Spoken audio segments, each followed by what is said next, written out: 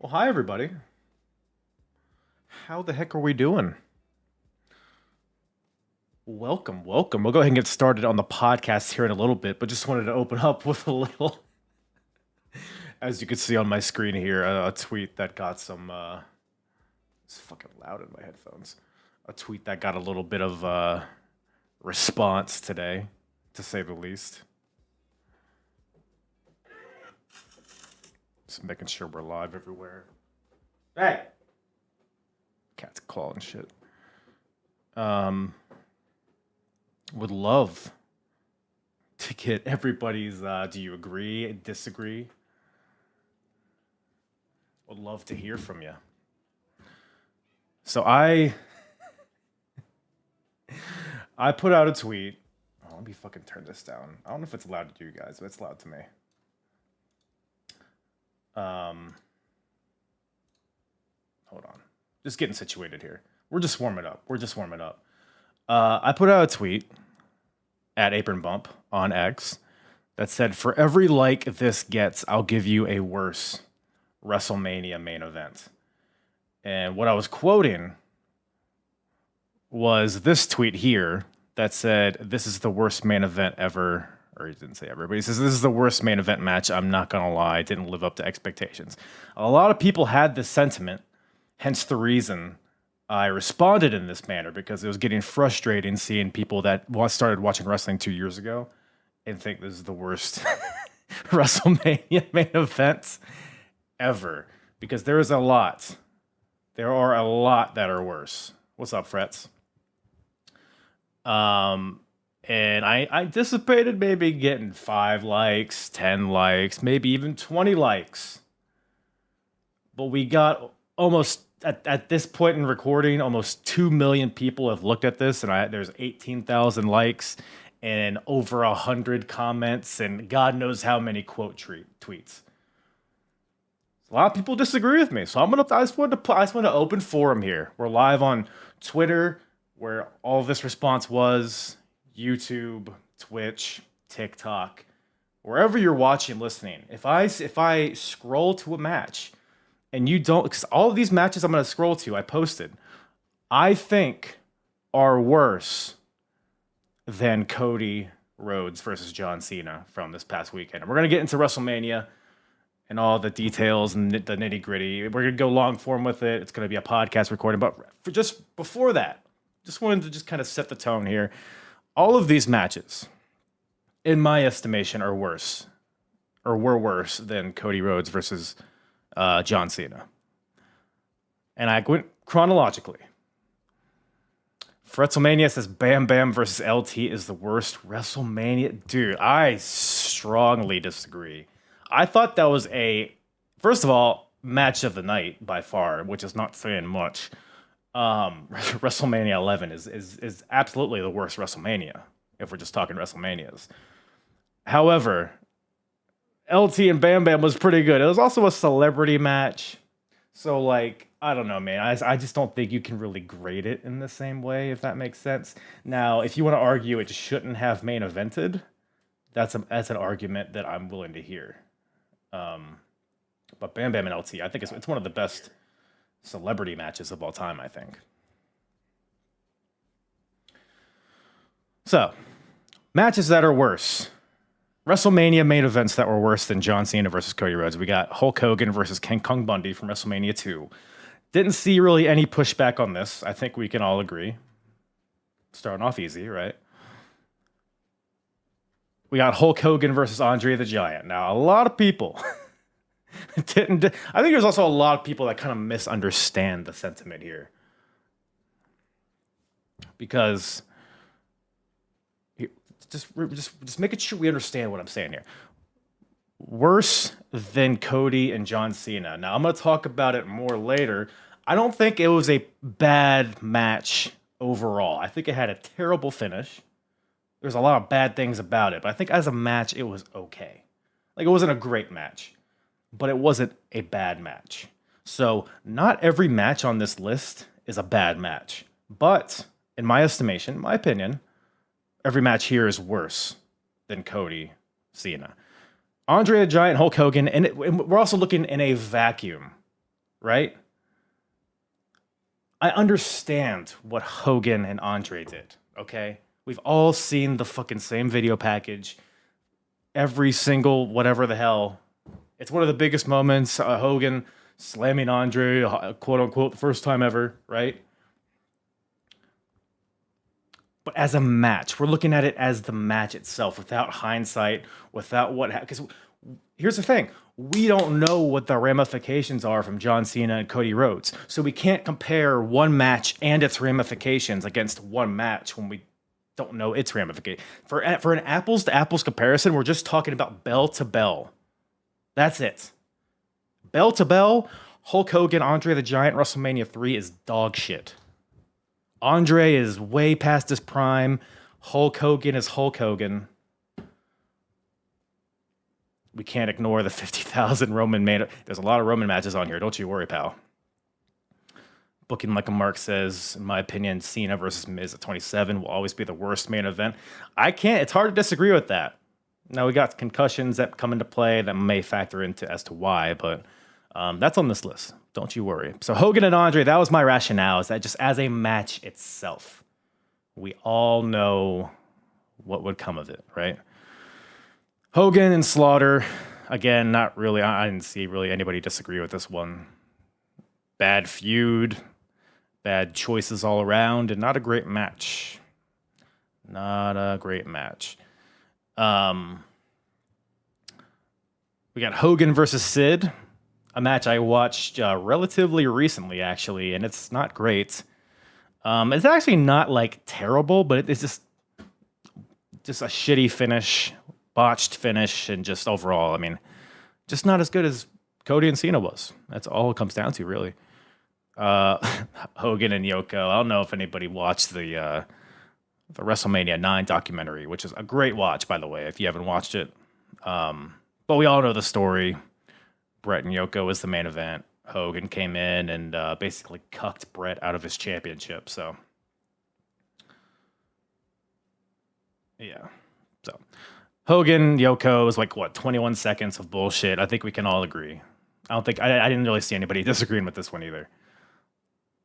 Bret, Yoko from WrestleMania 10. Not a terrible match. Not even a bad match. But not particularly, didn't blow my socks off. Not a lot of drama involved. Like, it had a kind of a fun finish, but otherwise, I mean, this is Yoko's second match of the night, and Bret's actually, so ultimately just not as good as Cody and Cena. If anybody disagrees with any of this, please stop me. Now this one. This is the one that kind of rattled some people. Bret Hart, Shawn Michaels, WrestleMania 12. Worse than Cody Rhodes versus John Cena at WrestleMania 41. I was going to let that sit there for a second. Shawn Michaels, Bret Hart, Iron Man match, WrestleMania 12 was not as good as John Cena versus Cody Rhodes at WrestleMania 41. Let me just sit there. Let me let that marinate in y'all's mouths for a little bit. See how it tastes. Do I think Cody and Cena was good? I'll get more into detail, but I think it was okay. I'm not going to say it was a good match per se, but I think it was fine. So I watched the Iron Man match somewhat recently, maybe like a year or so ago. And here's some of the context that's very important, right? Like, in support of the Iron Man match, right? It's the first time that WWF ever did this for 60 minutes, a 60-man Iron Man match, and in the main event of WrestleMania, no less. There was no precedent set. So the fact that these guys went out there and had the match that they had, I think it's a fine match. I'm not one of these people that's like, oh, it's one of the worst matches of all time. It was boring. I mean, a lot of it was boring, but like, it kicked in at the end to a point where it's like, was it worth the 45 minutes of chinlocks? I don't think so. Right? I think there's a lot of people out there that have never seen this match. They have never seen this Iron Man match. but they've been told through documentaries and interviews that it's one of the greatest matches of all time. It's not. It just isn't. It's a good match. It was a good first draft in the Iron Man match concept in WWF. And it had a fun finish. The last 5-10 minutes were great. But as on average, second per capita, not a terrific match. In hindsight. Now, it's warranted, right? Like I said, understandable. It's the first go at it. I'm not knocking these guys. But to me, per second, if we're measuring this on per second enjoyment, John Cena and Cody Rhodes was better than this. Barely, not by a long shot. And if you disagree, I'm not gonna be like, oh, fuck you, you don't know anything. Like, I get it. You might like it. Who cares? A lot of people like this match. So, that's just my thought on it. That's probably the one most people had a problem with. Sid Undertaker is might be the worst main event of all time in WrestleMania. Watched that very recently. Austin Stone Cold. It was another okay match, marred with injuries. Not a bad match. Let me highlight that. Not a bad match, but not great, and it didn't reach the highest of highs that Cena and Cody did.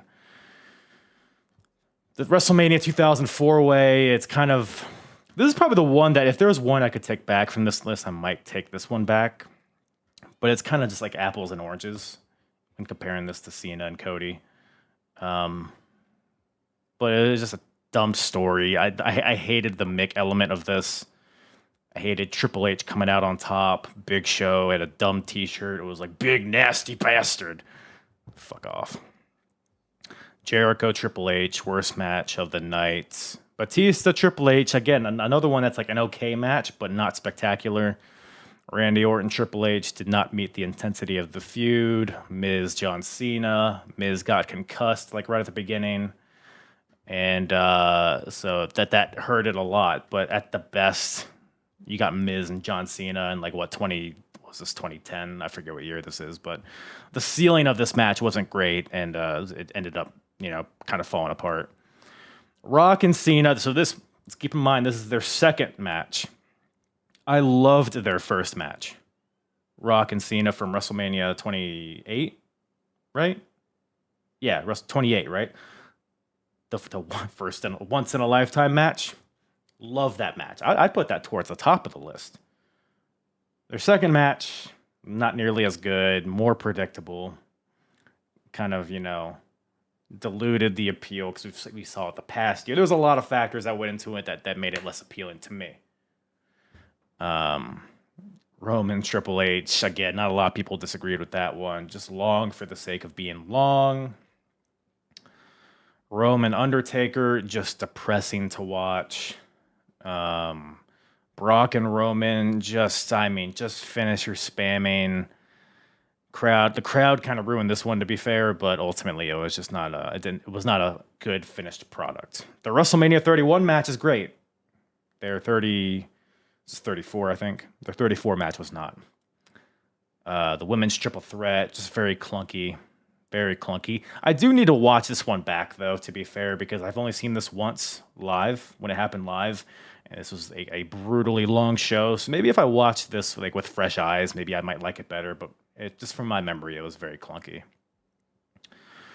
Drew, Brock, it was fine for what it was, but it's 4 minutes of just finishers back and forth. And that just, I don't know, man.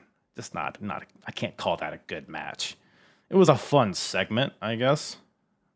But I don't know. And then Brock, Roman, just the weakest of all of their matches.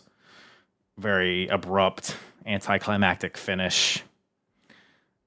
And I think at this point we were kind of tired of watching these guys wrestle anyways. So, what do we think, gang? What do we think?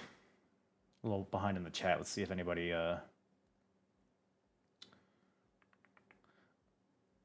LCN3 says, okay is perfect. It wasn't necessarily bad, but it wasn't great either. I respect and agree with you. I assume we're talking about the Cena Cody match. I appreciate that. Why The Rock always starts stuff and never finish. We're going to talk about that. What's good, Yo, what's up, Pluggo? How you doing, man? Mike Tyson was the worst main event and lacked creativity. Talking about the 14, I guess, right? Or 15? No, 14. Bam Bam LT. No, I talked about that earlier. I kind of like that match. It's fun for what it is. Terrible WrestleMania, but main event was fine. Cody and Cena, middle of the pack as far as main events go. I agree. You know what? You want to talk about WrestleMania? Let's talk about WrestleMania, shall we? So this is if you're unaware, we got a lot of people watching on TikTok right now. A lot of you people might not be aware, not you people. A lot of people out there might not be aware that I do a podcast mainly covering old school wrestling, covering, the 90s, Attitude Era, Ruthless Aggression, but also the golden eras of TNA, Ring of Honor, other lesser known companies. Mostly what I do is chronological timelines. We live in those eras of wrestling, and it's a lot of fun. But occasionally I like to pop up on here and talk the current stuff. And after WrestleMania, now we're after the Raw after WrestleMania, and we got that Rock interview from Pat McAfee that we need to talk about. It's a lot to get into. Glad to have everybody here.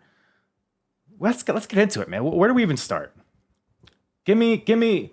So I have a little text down here. Give me your hottest takes on WrestleMania or the Raw after WrestleMania or just anything going on in WWE right now.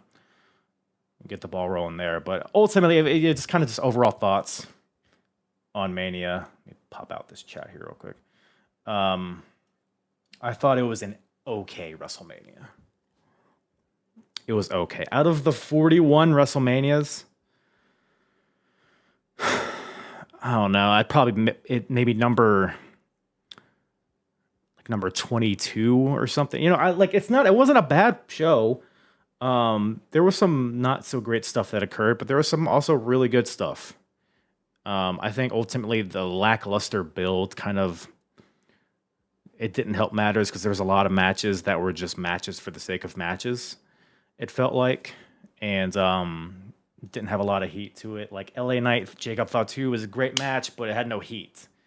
Logan Paul, AJ, two talented guys in their own different ways, but nobody gave a fuck. It's like, why would you? You know what I'm saying? So, but there was, the main events were each significant in their own ways. We'll talk more about other stuff here, but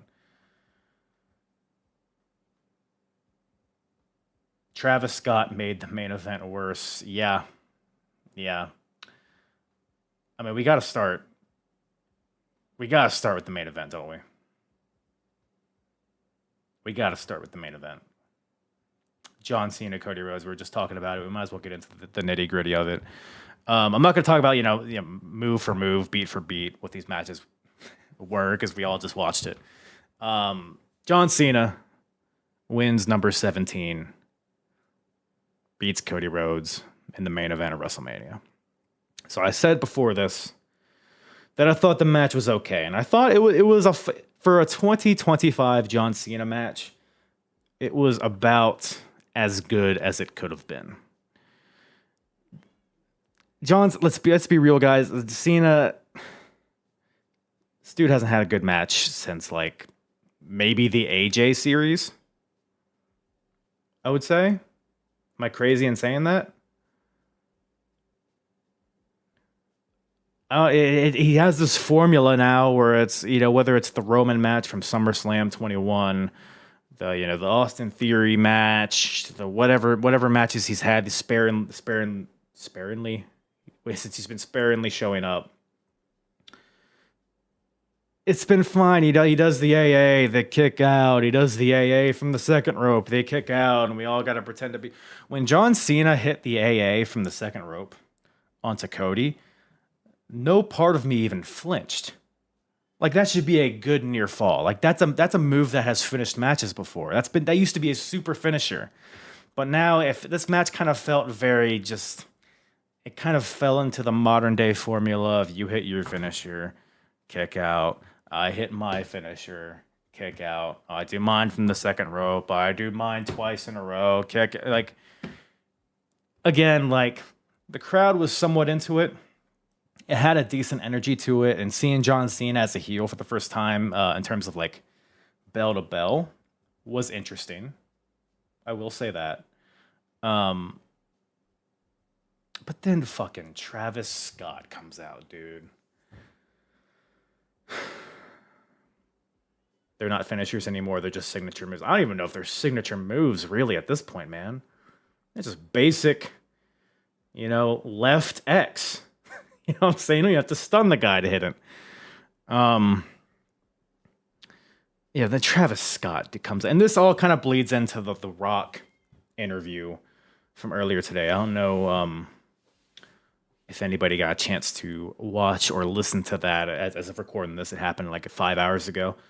I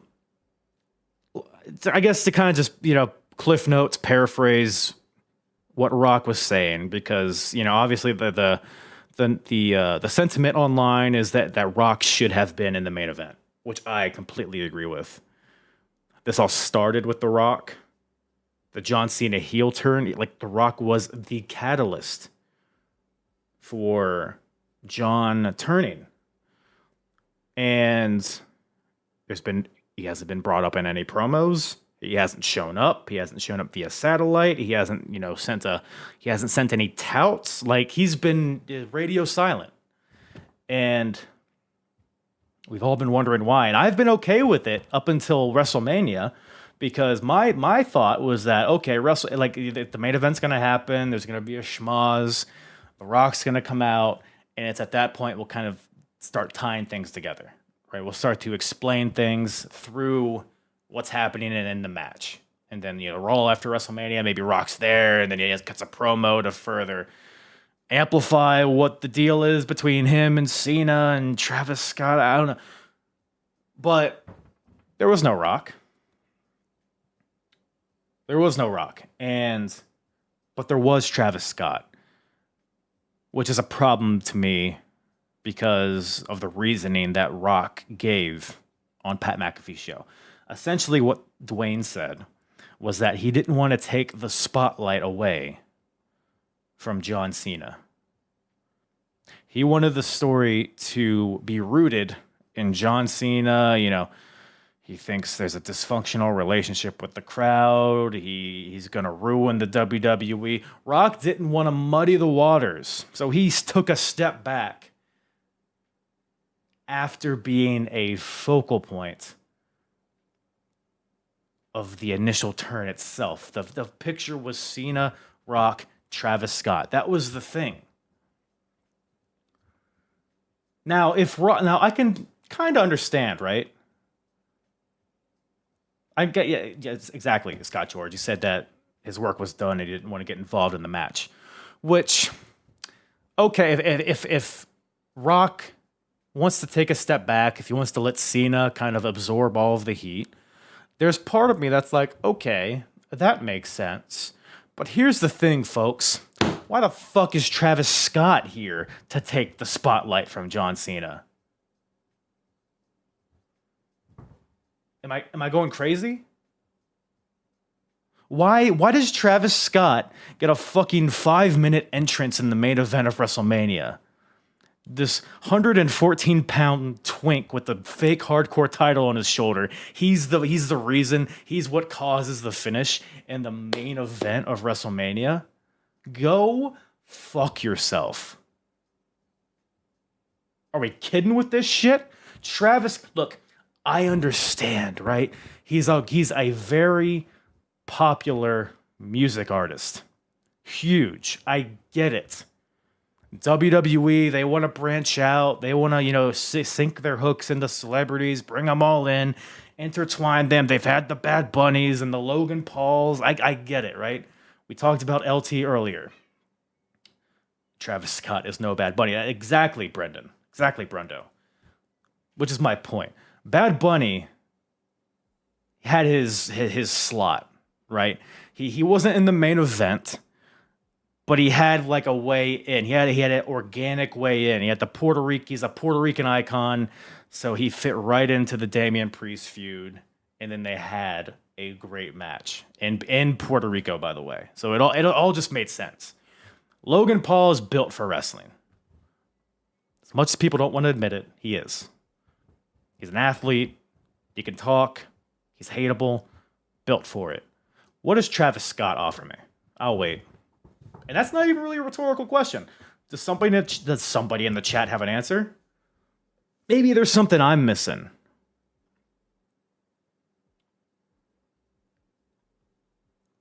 Travis Scott. Again, a guy that hasn't been involved in anything since Elimination Chamber. It's not like we still don't know what the relationship is with John Cena and Scott. So why is it just didn't add anything? It took away from it. Why does his music have to hit? Well, if he just like hopped the barricade or something, that'd be one thing. But if you have like a Venn diagram, right, of wrestling fans and Travis Scott fans, the middle portion, there might be some overlap, right? People that like wrestling, people that like Travis Scott. But when you look in that middle portion, how many of those people care about Travis Scott in wrestling? How many people tuned in to Raw last night to see Travis Scott? Fucking nobody. We've been given no reason to care. We've been given no reason to, what is Travis Scott? What is his involvement? Nobody cares. I think he's just bringing younger generations to watching WWE. I get the intent. It's the execution, though, that leaves a lot to be desired. He offers riots at his concerts. Yeah, maybe that's a part of John Cena's shtick. Maybe he's going to cause some trampling in his next match. But if that happens, I'll eat my words. But Scott George says he says that Travis Scott's been training to be a wrestler at Booker T's school, and Cody owed him a receipt. I don't know. Is one Crossroads like a satisfying receipt? Should have punched him right in the face.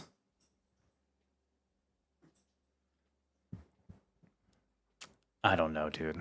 But like I said, overall, Cena, Cody, I thought was okay. Somebody in the chat said earlier that it was a good match. It was a PLE worthy match, but not a WrestleMania worthy match. And that's pretty much where I stand with it. That's where I'm at.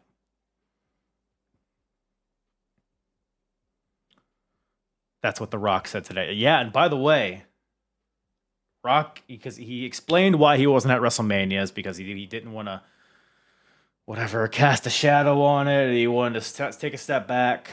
Ultimately, I think, because Rock also said, initially he wanted Cody to turn heel. And I guess Triple H kind of was more adamant on Cena turning heel. And Dwayne in his interview today, he was like, oh yeah, sure, that's a good idea. But I bet you there was some pushback. And in Rock's interview today, he was like, first of all, he just said, yeah, Cody, a heel turn's coming. Don't you worry. What's like, what the fuck are we doing? Why are we telegraphing major character shifts like that? Like, I don't know, dude. I don't know.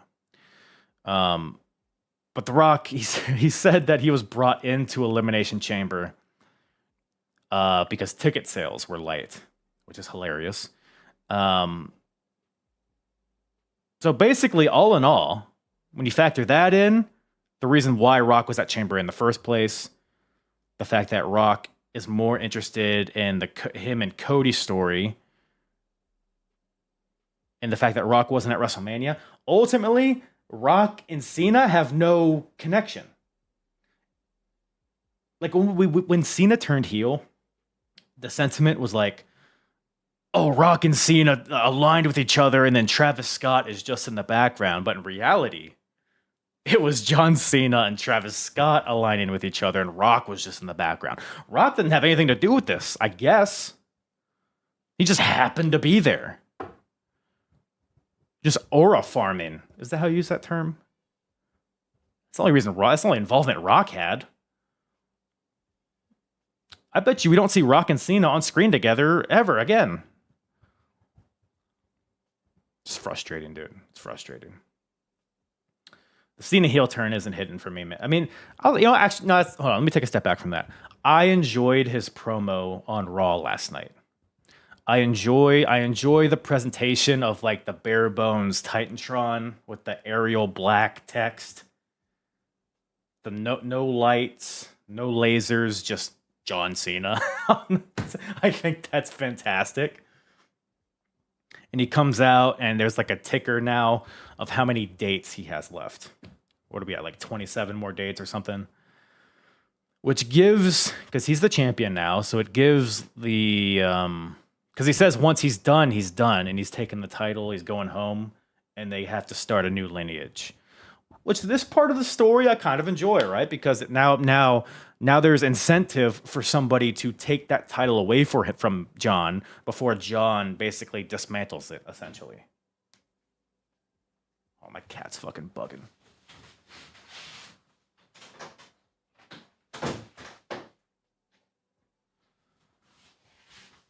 So it's like a countdown timer.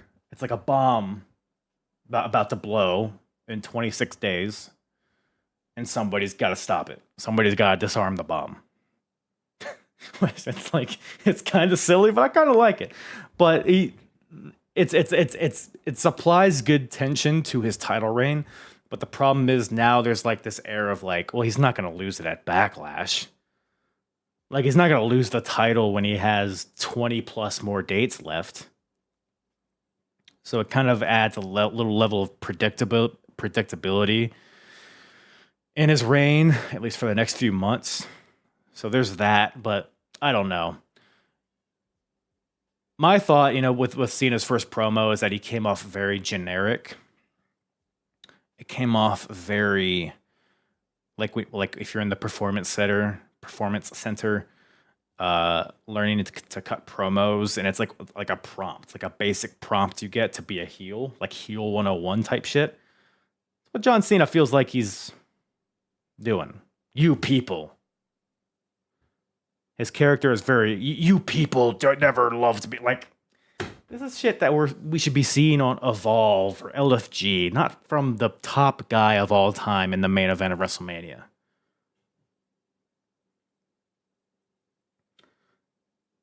Brendo says this is ROH Summer of Punk.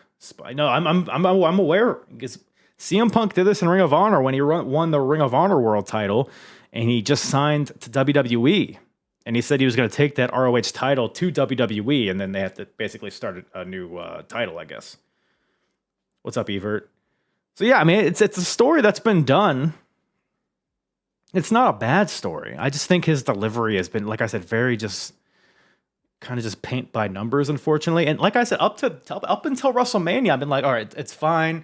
Cena, he's still kind of trying to figure this heel thing out. But when the Rock element comes in, that's when all the pieces come together, right? That's when all of the flavors come out, and we see this evolution, and it's going to be great. Maybe even I even had a thought of like maybe Cena doesn't want to be a heel. Maybe Cena is like, maybe he's even been like held hostage of sorts by The Rock. Like Cena was desperate for number 17. He would do anything to get it. So he used The Rock's kind of allure, kind of The Rock's resources to win that title. But he didn't want to be aligned with The Rock. So it was kind of like he had to do what he had to do, but then he was going to eventually regret it. But now it's just like with no Rock involvement, it's just John Cena's just being a dick. And I don't know. It's a very shallow story, I think.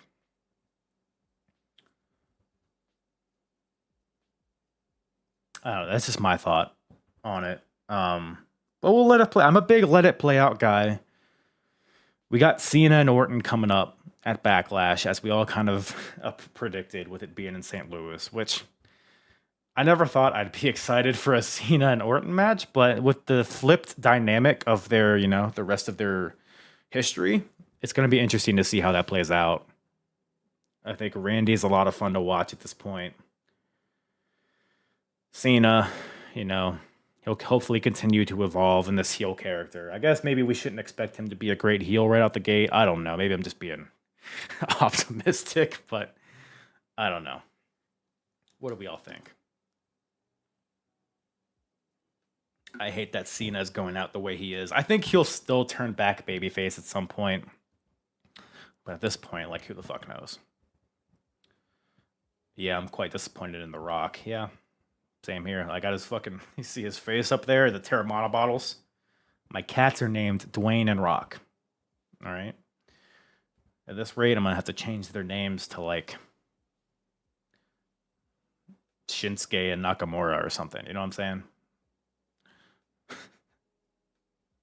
I think Cena retires as babyface. I agree. I just don't get how he redeems himself to the fans after what he said. Yeah, I think you can always put it in reverse, especially because the crowd's like not booing him as hard as they were at first. So I don't think it'll be a crazy switch. I think, in my head, the story was going to play out that Cena turns heel, and then eventually he would like learn the error of his ways. He'll realize that he always preached never give up, but then he gave up on the fans, but the fans never gave up on him. That's how I see this happening. And I think his last match he'll go out in on a high note. I don't know who he would face. At this point, I doubt The Rock's going to ever wrestle again. Because that would make sense. I got next against Cena. Says Big Q. All right. Might as well. Get that title off of him before he takes it away, man. Whoa, I was scrolling and was like, whoa, Mike Shinoda is live. Who is that? Am I going to be sad when I Google this guy? Mike Shinoda. Who the hell is that? Because I've been called a lot of things online. I've been called everything between Drew McIntyre and Tony Schiavone. So, oh, this guy. What is he? He's a rapper. Okay. Or wait, no. He's in, is he in Linkin Park? I don't know. He's definitely familiar. I'll take it. Change it to Hack. Yeah, one cat is going to be Hack and one's going to be Myers. Not a bad call. It's Linkin Park. Very basic information. Why don't you? All right, buddy. Okay, we don't need the passive aggressiveness. All right, doggy. I don't know people in bands.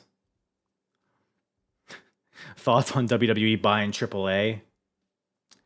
Listen, I can't tell you that I've ever watched a. Did I say double A? Triple A. I don't even know what I said. Triple A, right? Arn Anderson's their champion, right? No, I've never watched a Triple A show. I've seen some clips online. My thought here is that I would never watch a Triple A show, but my curiosity in a WWE owned AAA makes it possible for me to watch. So in that way, I think they benefit. I don't know if the idea is going to be to have a NXT Mexico like they did NXT UK, and what they got, they're partnering with Noah too, right? So are they going to have like an NXT Japan and an NXT Mexico, and then weren't they going to do like an NXT Europe or something? Wasn't that the thing a while ago? I don't know if that's still a thing.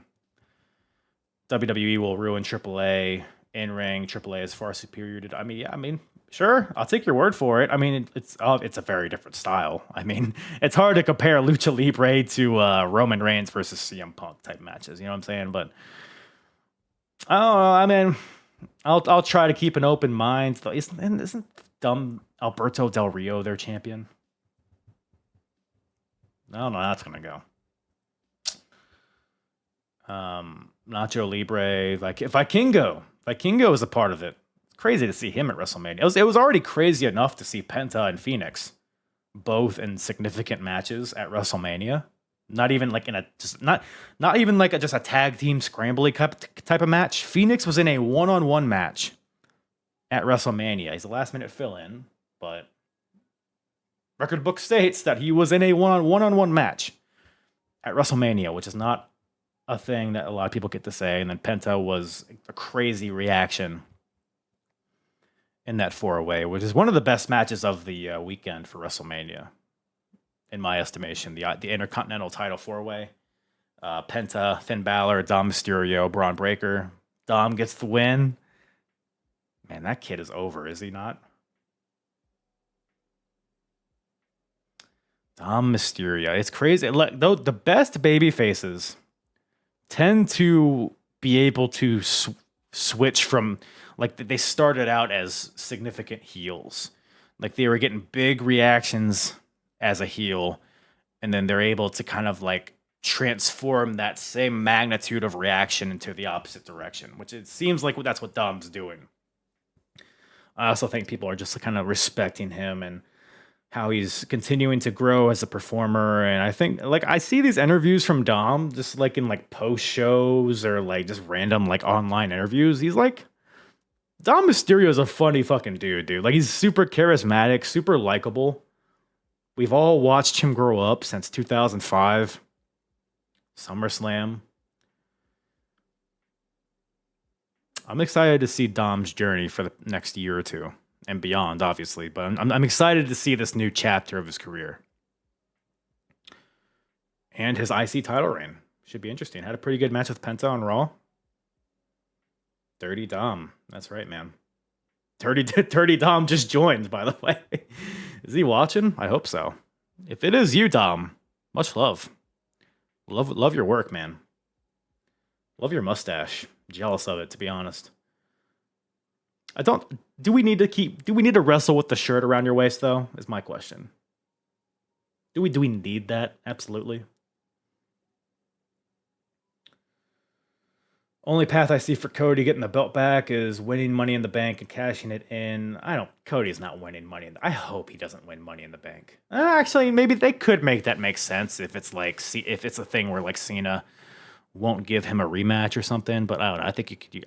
They kind of fumbled the Money in the Bank last year. I don't know if we want to do a kind of clunky thing like that again. I feel like people don't comprehend what Cena is doing, especially the IWC. Care to elaborate, D-Real? I saw an interview, I think it was Scott D'Amore. He said that Cena, because Cena's whole thing is that he's not going to give the fans what they want. So Cena went out there and had an intentionally shitty match. Because storyline? I don't know if that's what you're saying, D-Real, but that's just a shitty way to go about this, man. To have a bad match on purpose, which is not what happened, by the way, but it's just the thought of that. There's people that went to WrestleMania, paid tens of thousands of dollars to be there, and you're going to have a bad match in the main event? I talked a lot about the match earlier. I thought it was an okay match, but I don't know, man. I don't know. Do we get Team Heyman versus Team Roman at War Games? Probably. I think we should did we talk about that? Let's get into that. Great, tremendous, arguably match of WrestleMania. The triple threat main event on night one. CM Punk, Roman Reigns, Seth Rollins. I think a lot of people were predicting that Seth would align with Paul Heyman, because it was so like Paul Heyman was like the focal point of the entire feud. It's like, well, he's definitely going to factor into the finish, and it's not like he's just going to go with the guys that he's going between. Like, you have three guys in there, and he's been going back and forth between Punk and Roman. Well, Seth's there, so that's like the easy like swerve, I guess, quote unquote.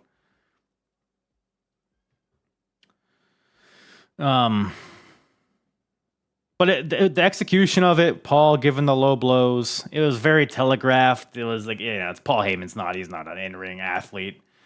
But ultimately, we got from A to B, and I think it was a cool moment. Low blows to Punk and Roman, respectively. Aligning with Seth Rollins, giving him the win. So Seth pins Roman in the main event of WrestleMania.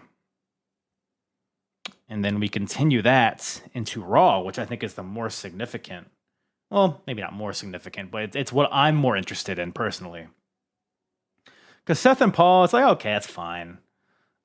Giving Seth something to sink his teeth into. I feel like he's kind of been in idle for a while. So this gives him kind of a new texture to his character. But man, Raw ends with Seth, Paul Heyman, and Braun Breaker. Doggy. Arr, arr, arr, arr, arr. Ecstatic for this, man. Ecstatic to see Braun Breaker get a promotion of sorts. Main event. Top guy, top storyline. Spearing Roman Reigns, spearing CM Punk to close Raw on Netflix. Aligning with Seth and Paul Heyman. The dog has made it. Arf, arf. Arf. Arf.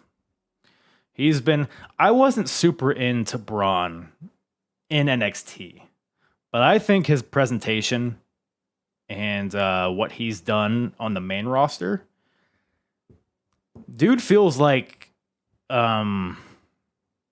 doesn't feel like, what am I trying to say? He doesn't blend into the rest of the roster. He's a cut above. He's extraordinary, and he should be. I feel like I haven't really felt like he's been booked strong enough up to this point, honestly.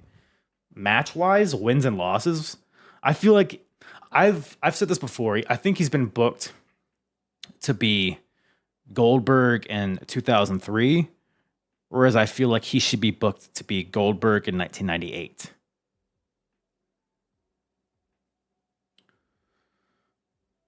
That's my thought, but I like where we are at now. Braun is like the Batista in this new evolution type faction. I don't know if they're gonna add more people. Do we think they're gonna add more people? Anybody in the chat have any guesses as to maybe are they just gonna keep it these guys, these three? Or are they gonna add like a tag team? Are they gonna add a woman? Are they gonna add just another younger guy like a Carmelo Hayes? As soon as I said that, yeah, Daniel James. I'd love to see Carmelo Hayes. That'd be very interesting. Ethan Page, Austin Theory, more. The thought of Ethan Page in this, I for some reason that really tickles me, like in a good way. That tickles me on the inside, if you know what I mean. Kevin Owens when he returns. The problem with that is I don't know when a serious neck injury. It'll be at least a year probably until he comes back. So otherwise, I think he would fit in. I don't even know if he would fit in. It'd be interesting. I'll put it that way.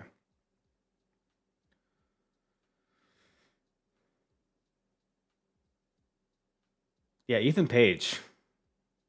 I did that Ethan Page Ricky Saints match at NXT Takeover was great. I'd love to see Ethan Page. I think that'd be the shot in the arm that he needs from like a character perspective, because he's a good talker and he can deliver in the ring, but I think he just needs like that extra spice, and I think this would be a good thing for that. Finn Balor, I don't know, man. I wouldn't hate it, but I feel like Finn is just destined to be. He would be the fall guy in the faction if that were the case. Trick Williams. I don't know if Trick would be a top choice for me, but Finn needs a singles run. I think he's just a background guy, unfortunately, at this point, man. But yeah, as a result of that triple threat match, we got this new faction, which I'm invested in it. It's compelling to me to see a new version of Paul Heyman, new version of Seth Rollins, and Braun Breaker getting the spotlight. And then whoever else. Ilya Dragunov, that'd be interesting. But this prompts so much, curiosity. I'm seeing a bunch of names in the chat. Bring back Sarge and what? Bring back Sarge and he can be Goldberg 2001. Sure. Bring up Briggs and his partner. Ooh, what's his name? The Japanese fella. Fuck. Inamura? Is that his last name? That guy fucks. Briggs and Inamura? I don't hate that idea. I vote Eugene. Sure. 2025, I think we'd be more we'd be more accepting of him. Did anyone see the fan jump the barricade last night when Gunther choked out Pat? So I believe that was Pat's entourage, like his podcast co-hosts, which I thought was a nice touch. Which I think that's actually a good segue into Gunther and Jey Uso, ladies and gentlemen, for the World Heavyweight title, opening up night 1. What do we think about Jey Uso tapping out Gunther, becoming the new World Heavyweight Champion? As I take a sip.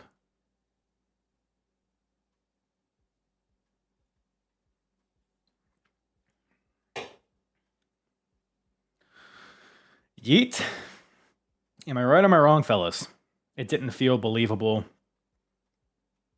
Gunther has a history of tapping early. Valid comments from the chat here. It was poetic that he made him tap. Finally, he deserved it after what Gunther did to Jimmy just a few weeks ago. I hear you guys. So here's my thing, right?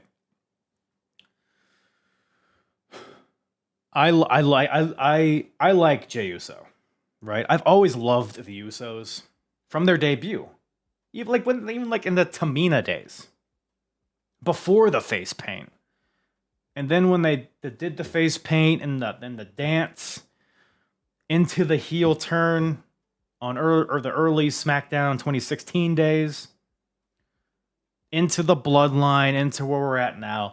Big fan of Jey Uso. Big fan of Big Jim. Love them as a tag team. I like them as singles. Maybe that's a better way to say it. The story of Jey, because here's the thing. People are comparing it to the Ilya Dragunov Gunther story, which there are parallels. Ilya had a few cracks at Gunther and he lost each time. Came close, but ultimately lost. And then finally, he was able to beat Gunther with a sleeper hold. But here's the thing. We're not going to sit here and compare Ilya Dragunov versus Gunther or Walter. We're not going to compare those matches against Gunther and Jey. Just completely different genres of brutality. Not even in the same, not on the same page, not in the same book, not even in the same fucking library. Just completely different levels of brutality. Not only that, because that's kind of subjective, it can be. The Ilya matches, like Ilya's targeting the neck, he's targeting the head. He's chipping away at him, brutalizing him, blood, bruising of the chests. It's a war. It is a drawn out war. And when Ilya locked in that sleeper hold, it was the straw that broke the camel's back. It was a culmination of offense. The sleeper hold just happened to be the thing that put him in. The Jey match, WrestleMania, nothing happened before that sleeper hold. A couple shitty spears and some splashes. It's the same idea on paper, but the execution was just not convincing. I think the match in general was pretty boring. I thought their Saturday night's main event match was much better. I think Jey as a singles, I want him. He's one of these guys. He's like Karrion Kross to me. Him and Jey Uso are on the same kind of level for me, where I enjoy their characters. I enjoy their out of the ring, their promos, their charisma, their presentation. I enjoy it. But then that goddamn bell has to ring at some point, man. And Jey he doesn't do anything. Like, he's so slow. Everything he does.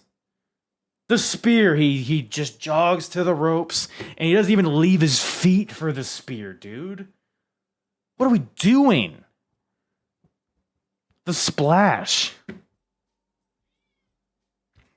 And I'm not one of these guys where it's like, you don't have to do a lot of different moves to be a good wrestler. Stone Cold Steve Austin, The Rock, they just punched and kicked each other for fucking 30 minutes, and then a guy hit their finisher and it was over. And they were phenomenal matches. You don't need to have a lot of different moves you do, but you have to at least have intensity behind them. Jay does not have that. I don't know if he just blows himself up in his entrance or what, or if he's just running on vibes. He's just trying to let the vibes float him through the match. But I don't know, man. I'm not excited to see Jey Uso matches. I'm happy for the guy, right? It's a cool story. I don't hate that he's world champion. You had to do it at some point. I don't anticipate him having a long reign with it. I could see him losing it at Backlash, if I could be honest. He's just not a compelling wrestler to me. Even his shtick out of the ring. Like, I was watching Raw. I watched it earlier today. So it was, I was able to fast forward, rewind through whatever the fuck, right? Jay's segment hit. They had the video package before. That was cool. He came out. He had that first entrance as world champion. It's like, oh, okay, this is cool. But then we're doing the yeet, and he's like, we're doing it for like 3-4 minutes, and I'm like, oh fuck, dude. And I hit plus 15, plus 15, plus 15. Finally gets in the ring, he's about to cut the promo, and then he's like, oh, one more again. He does the thing that we have to do every time now for some reason. And then I fast forward, plus 15, plus 15, plus 15, and then finally starts talking. And then Sammy comes out. Jose mentions, he says, do you think Sammy's going to turn heel? I could see it. I could definitely see it at some point for sure. Maybe. I think maybe they might just have a babyface match at Backlash, personally. But who knows? I think it's possible. It could be a good change of pace for Sammy for sure. But whatever, they have a cool moment. Sammy comes out. He has a very compelling reaction to Jay's title win. He's excited for him. Like, if the passion was there, you could tell it was real too, right? Jimmy comes out. He's like, oh, by the way, I'm here. I'm your twin. Remember me? That's funny that he was like secondary. They all hug and they do the fucking yeet, and that's it. But let me tell you this. I fast forwarded because, by the way, I knew watching this, I knew that nobody turned. But I had no interest in seeing the yeets. Like, again, there's only so much of it. It's like, it's fast forward. Enough. We got it. We need something else. If you have steak every day, you start to not like steak. So that's not even steak. He's like a flank steak, maybe at best. Jey Uso. He's 93.7 ground beef. Jey Uso. Braun is going to win it next. You think? It's either going to be Braun or Seth. Probably going to be Seth, since Seth is pretty much the leader of that faction. I could see Seth. They might extend it to like SummerSlam, maybe. I don't know. Or maybe it's Seth and Jay at Backlash. I could also see that very easily. Seth is the play, I agree. HJ, Kyle, no yeet. Goddamn right, Brundo. Braun wins heavyweight, and eventually Seth wins WWE champ. I don't think they're both going to be the world champions. I think Seth wins the world title, and we potentially get. I think they basically replicate the Batista Triple H story. I think maybe Braun and Seth is WrestleMania 42 for the world title. Thoughts? Or is that too soon? I don't think it's too soon. Braun's a very volatile guy. I don't think he's going to be the heavy for a faction for a long time. He's going to want that glory at some point. Who else is going to be in the faction? Braun, Seth, and who? We talked about this a little bit earlier. I think Ethan Page was a good choice. Austin Theory, perhaps. There were some other good suggestions. Becky. Becky would be a fun kind of addition. That would make sense. I wouldn't hate that. Carmelo Hayes was another suggestion. Lexus. All right, but take your Lexus King and take it somewhere else. Oh yeah. So Jey Uso, he's world champion. Whatever, man. I don't enjoy his work particularly, but let's let it ride. Let's let the vibes take us where they take us, and hopefully he just doesn't have too long of a reign. I don't think we need to overextend that. I understand them putting the title on him because you had to capitalize on it to some extent, but we don't need to overstay our welcome. Rhea entering that faction. Aleister Black. I don't think Aleister Black would be. I think he's got his own stuff going. What do you think the future of Gunther is, considering the last segment where he crashes?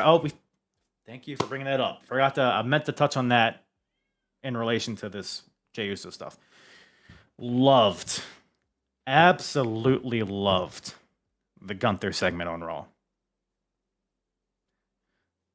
Bullies Michael Cole, chokes the fuck out of Pat McAfee. There's fuck you Gunther chants. Finally, Gunther has heat. Come on. This is the piece that I think Gunther's been missing. He can wrestle his ass off, but he just hasn't done anything that, I know he bloodied up Jimmy, which maybe was the first step in this, generating this heat, but Gunther he's at least going to take a break from the world title scene, I would imagine, right? But I think he can take this time period, this era of him, to kind of just build that heat. Does he have a match with Pat McAfee? Does he? I saw somebody on X suggest this, and I don't know how I feel about it, but I could definitely see it happening. What do we think? So you could have Pat McAfee versus Gunther, but I don't think that's a believable matchup. What if Pat McAfee gets him somebody to wrestle on his behalf? Or better yet, because Michael Cole seemed to be the guy filled with piss and vinegar, what if Michael Cole gets somebody to wrestle on his behalf? I'll give you all any guesses as to who this hired gun could be. I guess not because it's not like a confirmed thing, but the suggestion that I saw was Goldberg. Thoughts?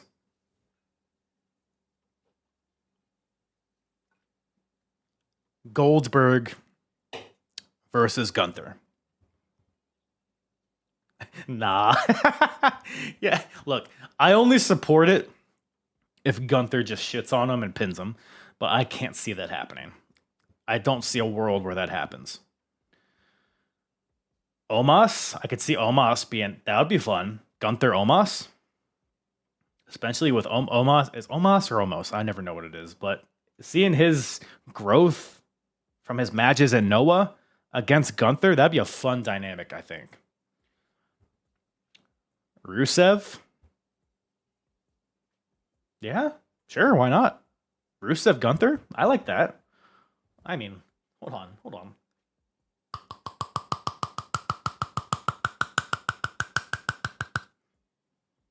Yeah, you like that? Oh, I'm a little dizzy. Jack Swagger again, dude. Jack Swagger Gunther. Book it. Great suggestion, Brundo. You have a lot of great ideas from Brendan Haney. Tozawa, they had a really good match on Raw, Tozawa and Gunther. If they had some time, they could have a really fun match. I know that's kind of a joke, but they could. They could deliver. Karrion Kross? Yeah, I don't know. Goldberg said he would like to go up against Gunther. They had the interaction at what was it, Bad Blood, I think, right? So they've kind of planted seeds for it. I don't know. No. Top dollar? Okay, pal. Easy.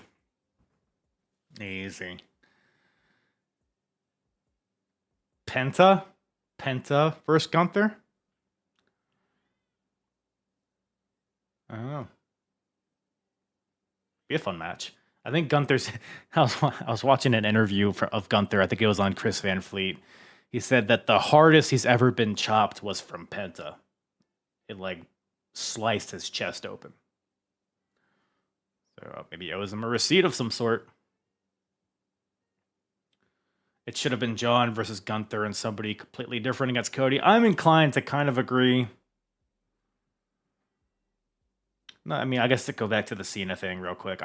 In my world, John's story would have been like trying to get number 17, unable to do it, and then he finally does it at the very end. It seems like we're kind of doing the reverse, but I don't know. I'm kind of bummed because it feels like we're not going to see a lot of Cena matches with newer guys. We're going to see Cena Orton. We're probably going to have like Cena Punk at some point. We're probably going to have maybe Cena Roman again. I feel like we're not getting these fresh matchups, which is unfortunate. One of the best Raws after WrestleMania. Yeah, very good show, dude. Very good show. We just talked about that Gunther segment where he walked out with nuclear heat. We have a reason to hate him. Commentary hates him. So we're going to have that in our ears throughout the entire episodes.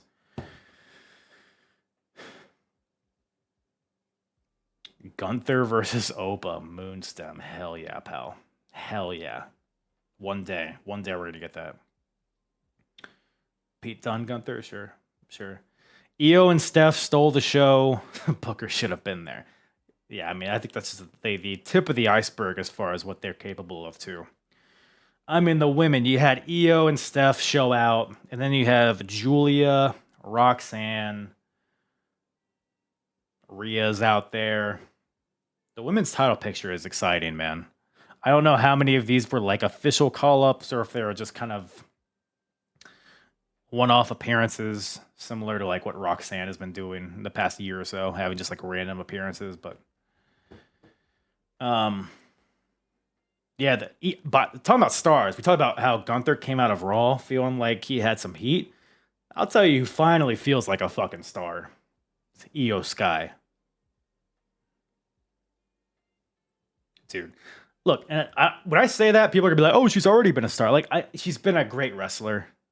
She's been champion before. I get it, but when it was her, Bianca, and Rhea, she felt like the third wheel, which is the story they were telling, but it was kind of rooted in reality a little bit.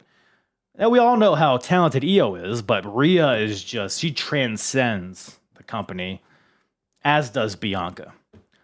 I play Clash of Clans. There is a Rhea Ripley skin and a Bianca Belair skin. There is not an Io Sky skin. You know what I'm saying? So, but Io gets that win in that triple threat match, which was fantastic. I don't even know if we really talked about it. Arguably match of WrestleMania. Amazing stuff. Just it flowed so well. Everybody had chemistry with each other. Everybody was where they had to be. The drama was there. The near falls were just at the right level. And a fun finish. Tremendous match. Props to all those ladies. But maybe even more importantly, Io came out of it as the winner, as the champion, and felt like she belonged. Not that she didn't before, but she solidified it. And then she comes out on Raw and had a fucking good promo. Like, obviously the language barrier is there, but the crowd was with her. Everything she said, they were with. She was excited. You could tell her heart was in it. And then she went on and had that awesome match with Stephanie Vaquer. And it's just all like coming together for her. So I'm super stoked to see that. Another just massive weapon in that women's division. It's great to see. Io feels like a bigger deal than Asuka to me. I don't hate that assessment. Now she's getting much more crowd attention compared to her last reign. Absolutely. She was just kind of buried on SmackDown before, buried like within Damage Control. Like there was like 6 or 7 different entities involved in the storyline, and she was just one of them. Now she feels like the center of the attention. So I think that was a win. I think the women, she natural babyface. I agree. I don't know if you meant Rhea because he said SHEA. Okay, yeah. With her moveset, the moonsaults and all that stuff, just the colors, the charisma. I think she's a good heel too, but I'm liking her run right now.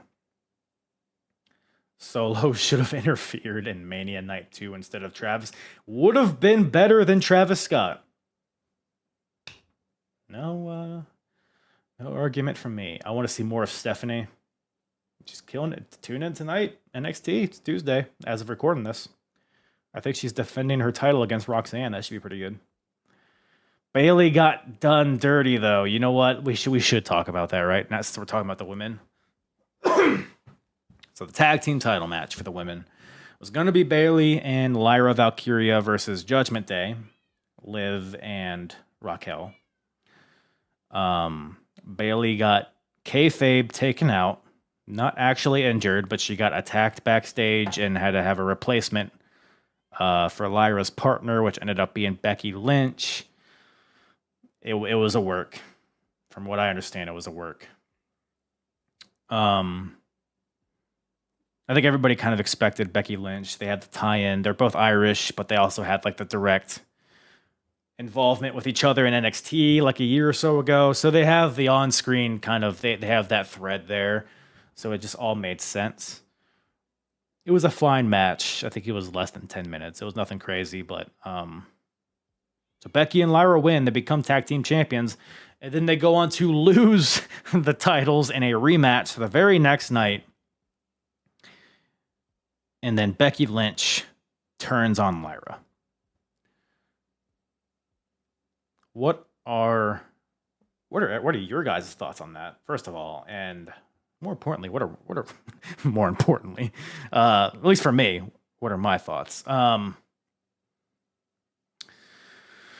So my thought when Bayley was announced that she was going to be taken out, my thought is that, okay, it's probably Becky. Becky's probably going to replace her. And the story is probably going to be that Becky took out Bayley to insert herself in this match due to a vendetta against Bayley of some sort. She was going to slide in. She was going to be teaming with Lyra. They were going to get some title defenses under their belt. And then eventually Bayley would come back and that she would tell Lyra that Becky is the one that attacked Bayley. And then Lyra and Becky would have this like kind of turmoil within their relationship. And then we'd have this like triangle kind of feud going on, but with the Intercontinental title at the center of it. And if that was the case, it's like, okay, we're elevating Lyra. And we're also elevating this new women's Intercontinental title. So it is like in my head canon, it's like, oh, this is pretty good. I think people were like in my head, I was like, oh, people are overreacting about Bayley getting done dirty. People are over. Like it's all part of the plan. It's all part of the story. It'll end up net positive at the end. However, I was listening to because Bayley was on again. I'll shout out Chris Van Fleet. She did an interview with Chris. I think the interview was recorded like the Friday before WrestleMania or Thursday before WrestleMania. And Bayley, I think, already knew at that point that she was going to be taken out of the WrestleMania match. And she seemed legitimately depressed about it. I'd recommend it. You could probably find a clip of it on social media if you don't want to watch the whole thing. But which leads me to believe that maybe that's not the plan. Maybe it isn't like a long-term story. Maybe it was just they wanted Becky in there instead of Bayley, which I don't know, man. It seems very weird to me. It's like, because it was a thrown together last-minute match in the first place. So why even involve Bayley at all? Why not just have like Lyra and a partner of her choice? Like, why not have Becky just come out even like on Raw the week or two before Mania and just have that be the match? Like, I don't know. It all feels very weird to me. Also, I'm a big Lyra Valkyria fan, and I think it's going to elevate her, whatever this is. Especially because Becky loves her. Becky going for the IC title. If she has like on-screen kayfabe desires to be Intercontinental Champion, I think that does a lot for that title. Even if if Becky were to win it, maybe, and then Lyra wins it back or something like that, I think that would do great things for the title. And then maybe Bayley comes. I'm still holding hope that Bayley comes back and involves herself in this. I think even if that wasn't the plan, I think they will end up doing that just because of the backlash. But it's very interesting. Very interesting. I don't know why. Why not just do the Becky heel turn at WrestleMania? Why bother even having them win? I don't know. Very curious. Very curious. Rumor has it Becky attacked Bayley. Yeah, I would assume so. Heel Charlotte and Becky win the tag belts. Then Bayley wins the IC title for Three Horsemen faction for real. It's funny. I had the same thought. Or I had a similar thought the other day. Like, what if Charlotte and Becky align to create the 2-woman power trip? The new version of Stone Cold and Triple H. Two very, because they both get hate for being like Charlotte Hogan, Becky Hogan. Like they're both in that same bucket for a lot of people. So I feel like translating that into an on-screen story could be fun. It would give them both something unique to do, which I think they both need. So I think it's wins all around personally. It's because WrestleMania is about those feel-good wins. Yeah, I get it. I don't know. It's just all convoluted to me. They needed some feel-good wins to counter Cena's win. Yeah, maybe, perhaps. Triple H is terrible at his job. You guys need Vince back. Okay, pal. Tag team name would be the Hogan Ladies. I like it. Have Hogan be the manager. Night 2 was better. I agree. Is there anything... What else should we talk about? By the way, if you're just jumping in here, I will be dropping this as a podcast. Probably just right after we hit stop record. We stopped the live here. So if you want to listen to this entire episode, it'll be on my podcast feed, the Apron Bump Podcast. It'll be on my YouTube as well, at Apron Bump on YouTube. So if you want to, we've talked a lot about WrestleMania and the Raw after WrestleMania. What else should we talk? Rusev, by the way, came back. I don't know if we touched on that really. Well, what do you think about the SmackDown tag titles missing WrestleMania? I think that's insane. We have this ice cold New Day War Raiders match that had zero build. It had one segment on Raw dedicated to the build. And they both come out. You can hear a pin drop. It's insane. Match was fine, but nobody cared. Whereas the SmackDown tag division has been low-key, really good. Stories, the Street Profits, their character evolution, DIY's new heel characters, Motor City Machine Guns. I mean, the opportunity to give those guys a WrestleMania match was missed. You got Pretty Deadly in the mix, the Garzas. And now they're going to have a triple threat match on SmackDown. Exactly, Jose. The Garzas. Otis and Tozawa, I think they're Raw, but, I like the passion. And am I wrong? Are they having a TLC match on SmackDown? Is that the thing? Or was that just a rumor I saw online? SmackDown triple threat ladder. Or is it a ladder match? I don't know. But even if it's not, right? Even if it's just a triple threat tag match, it is TLC. Okay, sweet.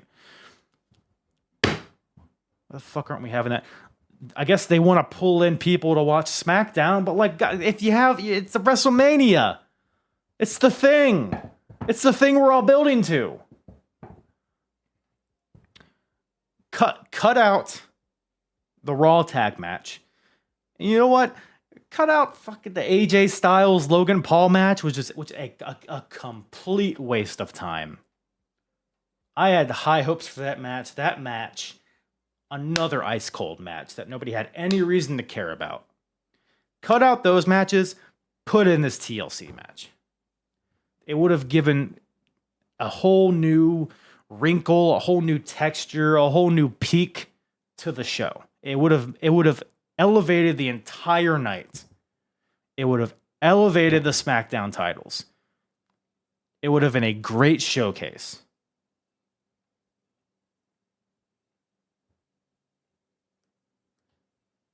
I don't know, man. I don't know. Especially because, like, WrestleMania, it felt like you had, like, the street fight, but there weren't really any other stipulation matches. So that would have been a great thing to just throw in there to kind of change the pace a little bit. It would have been an all-around good, I don't know. WrestleMania builds to WrestleMania Backlash. You're not wrong there, Brundo. You're not wrong. But yeah, we still get the match on SmackDown, which is fun. But damn, man. Give those guys the spotlight they deserve.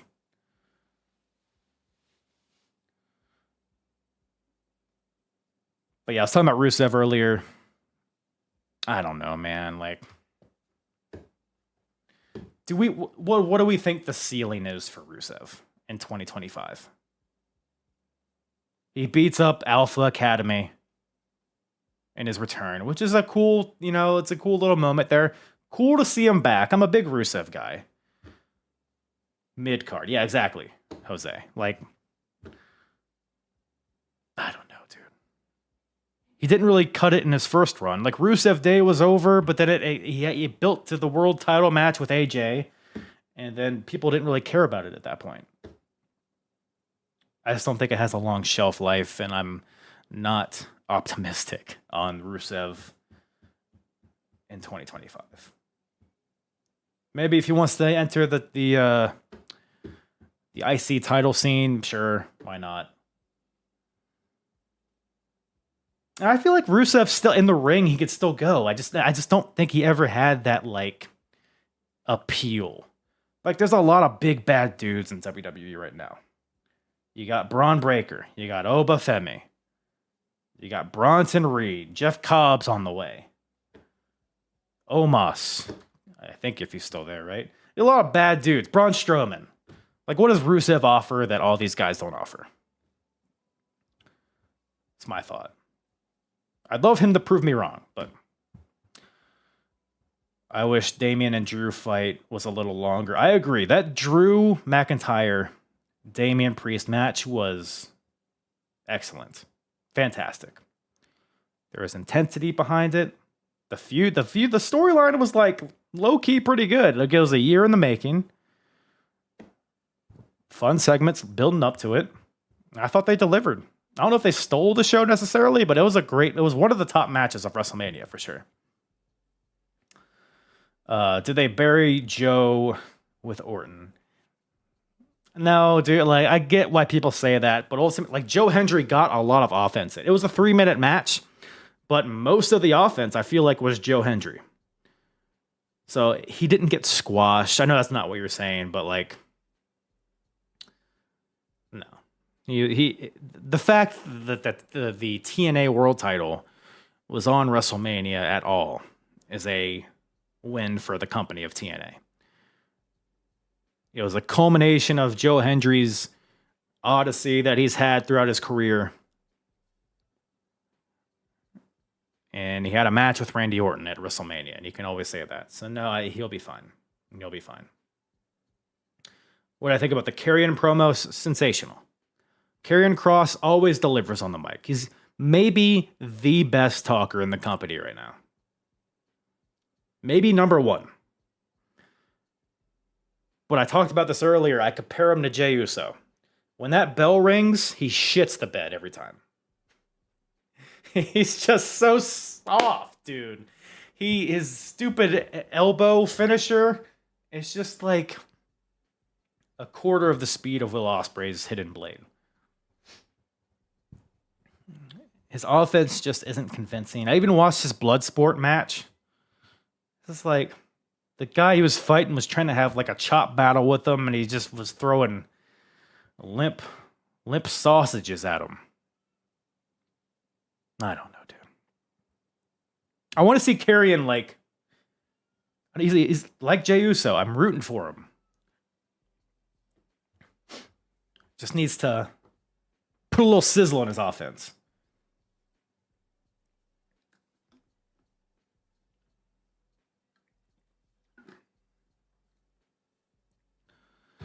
What do you think the storyline they're doing with Alberto turning babyface? Alberto? Del Rio? Is that a story? Or is there another Alberto that I'm forgetting? I want nothing to do with Alberto Del Rio. That's Berto.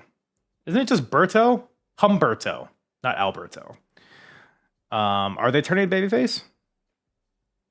I like them. Like, you know, whatever character puts them in the spotlight, I support. Again, that tag division's so deep, man. It's so fun. Give them the spotlight. Segments with Andrade. Andrade is another guy. Like, where's he been? Give him something. What else? Phoenix, El Grande Americano. That's another match. I wish it had more time, but the time it got, I thought was great. Let me look at my notes here. Is there any like major things that I've skipped? Anybody in the chat want to remind me if I'm forgetting something? Oh, you know what match we need to shout out? That it far exceeded my expectations. Jade Cargill, Naomi. Awesome stuff. Naomi's finally found something that like clicks. I was never into the glow stuff. Like, it just never. I don't know, man. Even she won the title at WrestleMania, and it was like, all right, now what? Her promos have never been really good until this new character, which seems like something she's comfortable doing. Seems like something that comes off genuine and natural, and it translates well into her offense bell to bell. Naomi's always had it, like, in the ring. So I'm happy to see Naomi find the success that she's having right now. And then Jade Cargill, Travel with B, says she's improved. I agree. I've never been of the opinion that Jade was bad in the ring. Well, I wouldn't say never, but like the past couple of years, I feel like Jade Cargill hate has been super exaggerated. You know, she's a monster. She's Goldberg. She's Pitbull number 2. She's Ahmed Johnson. She's not here to do fancy chain wrestling. She's not Zack Sabre Jr. She's not going to do some smooth transitions and submissions and drop toe hold. Like she's a behemoth. She's here to do power moves and drop people on their head. That's her appeal, and she does it well. She's been doing it well. And I think she's found her spot. The stuff with her and Naomi, I thought was great. Do I think a triple threat between Naomi, Jade, and Bianca would happen? I think Bianca finds her way back into this feud eventually. I don't think Bianca's innocent. I think Bianca had something to do with Jade getting attacked. I think maybe her and Naomi are in cahoots. That's just my thought, but another storyline I'm interested in. So they got me. It's good stuff. Yeah, I hope we get some sort of something with that trio of ladies. Hot take: the Usos are horrible on the mic and do not deserve a belt. I disagree that they're horrible on the mic. I think they're both really great talkers, really entertaining guys. I don't know. I talked about the Usos a lot earlier. Happy for Jay, but I hope that his reign is not long. Is the long and short of it. What else, gang? What else? We're just kind of lollygagging here. We're just yapping. What else? Is there anything that I haven't talked about? LA Knight, Jacob Fatu. I might have touched on this earlier, but that was another match I really enjoyed. Fatu getting the win. Jacob Fatu, new U.S. champion. I mean, just thumbs up all around. I am skeptical on where LA Knight goes from here. I hope he's involved in something substantial. I don't want him to just get lost in the shuffle, but happy to see Jacob Fatu. It was only a matter of time. He's a beast. Let's have him have a Gunther-esque reign with this U.S. title. That's my thought. I'm sure him and Solo will come to odds at some point, but LA Knight should go to Raw. I don't disagree. I do not disagree. Could use a shakeup for sure. So he can compete for the world title against Jay. That's kind of a fun idea. That's not a bad idea at all. Maybe like turn him heel or something. Go against Jay. I don't mind that. Penta should have won against Dom instead of Dom. I'm fine with Dom winning. Penta will get his shot. Penta, he didn't get pinned. Well, he actually did get pinned on Raw. Penta's fine. He'll get his moment. I really thought Roxanne attacked Bayley since the story seemed to be cut. That's also very possible. Maybe they'll go back to that. It seemed like they just paused it for some reason. I think Penta is being overused. I kind of see what you're saying, but I think he knocks it out of the park every time he's used. So I think he's being used a lot, but I think it's working. So I wouldn't say overused per se, but I kind of know what you're coming from. I don't disagree with you often, Kyle, but Jade wasn't good in that match. I disagree, Scott George. I disagree. I mean, I thought she was fine. I thought she was good. She's missing a few knee pads to be Ahmed Johnson. Yeah, that's what Jade needs. That's what's really going to lock her in. More knee pads. That's the secret.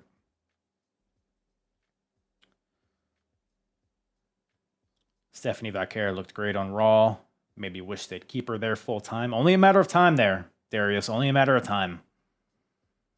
But she'll be killing it on NXT in the meantime, which, good for them. I didn't believe a word that Rock said today on the Pat McAfee show. I agree.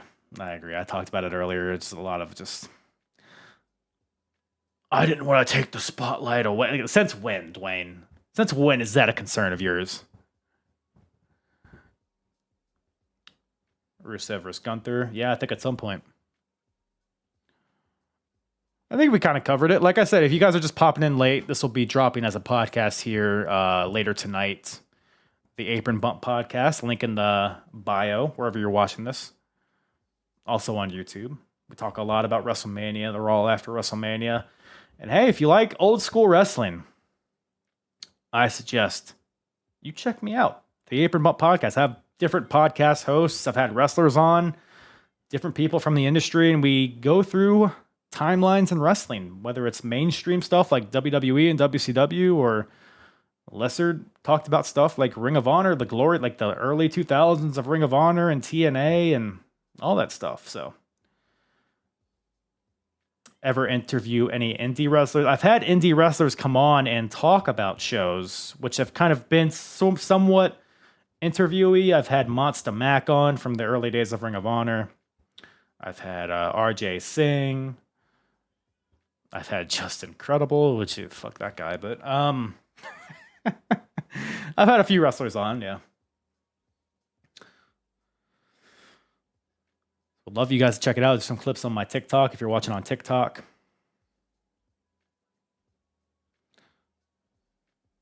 Hell yeah, Chris. Shoot me a DM. Let's figure it out. Do I think Becky is going to Seth and Paul Heyman join their faction? Yeah, we talked about that a little bit earlier. I could definitely see that happening. I think adding a woman would make sense. And what else is Becky doing realistically? I guess feuding with Lyra, but ultimately I don't see it happening. I think her and Lyra is probably going to be a standalone thing, but maybe after, if it's still going. Aleister Black joins a new faction. I think Aleister is going to have his own thing going on SmackDown. Because I think he's coming back this week, right? They've already promoted that, so.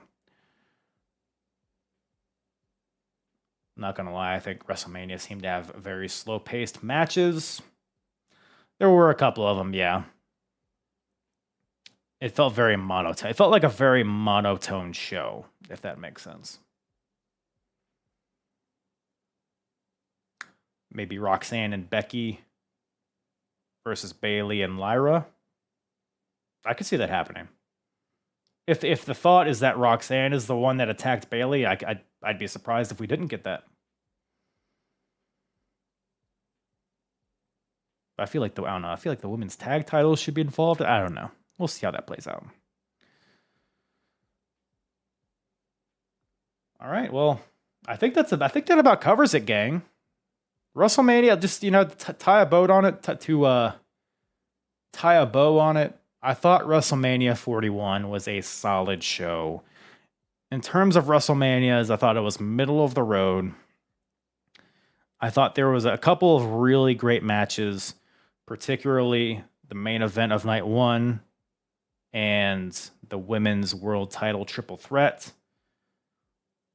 Some other pretty good matches like Jade and Naomi and Fatu and LA Knight. Everything else, the main event of night two was what it was. We talked a lot about that. Everything else felt like, and the Intercontinental 4-Way was really great too. But just this easily could have been a one-night show with the amount of good content. And Priest and Drew, good call. So I think there was enough good stuff to where you can't call it a bad show, but ultimately for WrestleMania, it felt pretty mid, is what I'll say about that. But I'm intrigued by a lot of the stuff that we got going forward in WWE. Got some returns. We got Rusev and Aleister Black. Potentially some NXT call-ups. We got Seth's new faction. We got Cena's title reign. Jay is champion. Like, there's some good stuff cooking. We got that TLC match on SmackDown this week. There's some good stuff cooking. So, well, as the kids say, let it play out. But I'll end it there. Appreciate everybody tuning in. Appreciate everybody who was in the chat tonight. Always cool to see the participation there. Like I said, if you haven't caught my podcast before, would love for you to check it out. Link is in the bio, the Apron Bump Podcast. Give it a like, 5 stars, rating, all that shit. Like, poke. Stick your finger in my belly button until liquid comes out. Do all those things in that order. So, with that, I think that's how I'll end this. Appreciate everybody tuning in. Love you all. Mwah. I'm hard.